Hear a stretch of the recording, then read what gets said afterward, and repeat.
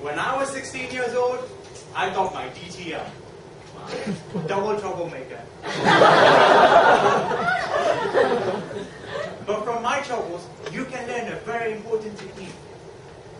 Raise your hands if you'd like to walk out of here today with a technique that will allow you to have more money and more success than when you first came in.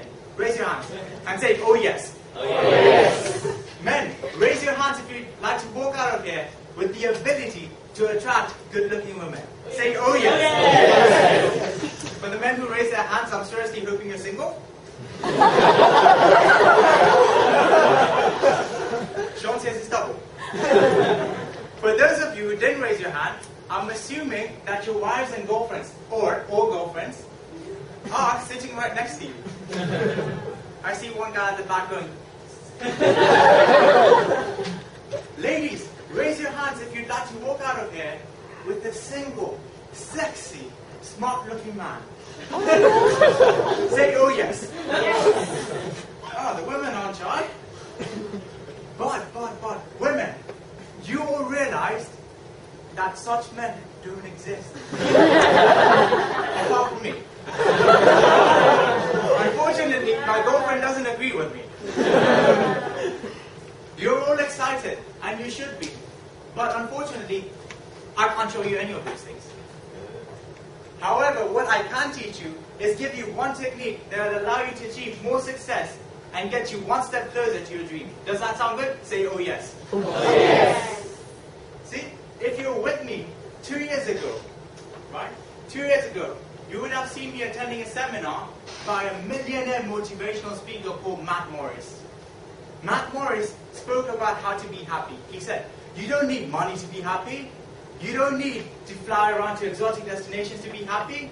You don't need to fly around in helicopters to be happy. So after the seminar, I was all excited. And we gathered around the edge of this large football field, right? As he got ready to get into his private helicopter, as he flew off to Tahiti.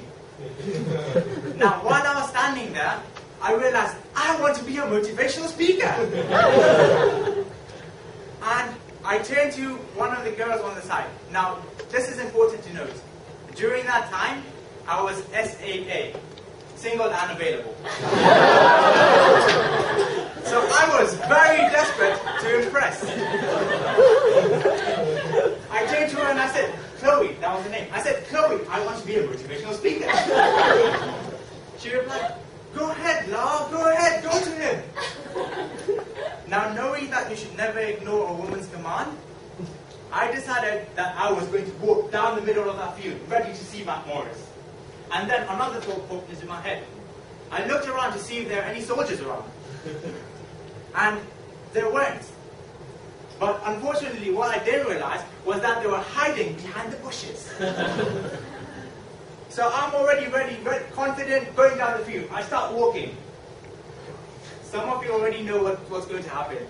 I start walking, and then all of a sudden, while I'm walking, a guy comes from the front and hits me in my neck. Another guy comes from the back, tackles me from the front, so I fall down in a heap.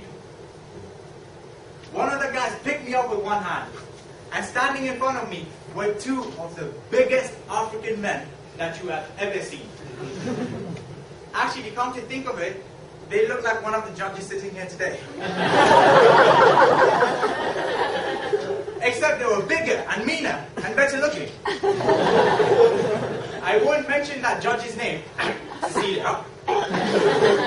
I guess Cecilia's not waiting for me anymore.